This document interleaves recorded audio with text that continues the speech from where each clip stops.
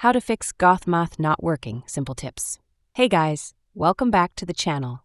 In this video, I'm going to show you how to fix Gauthmath not working in a super simple tip. So make sure to watch this video till the very end and let's dive in. First, locate the app on your device. Press and hold on the app's icon. Then the drop-down menu will pop up. From the menu, select App Info. This will open the app's information. Go to the Storage option.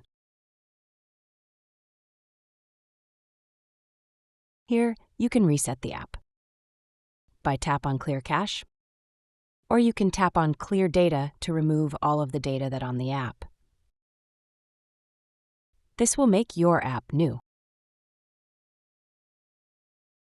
If this doesn't help you out, then go back here and tap on Uninstall.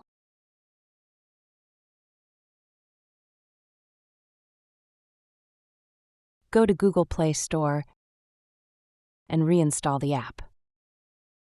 Hope this will resolve your problem. If this video helped you out, then make sure to like and subscribe for more tips and tricks. That's all for the video, and see you in the next one.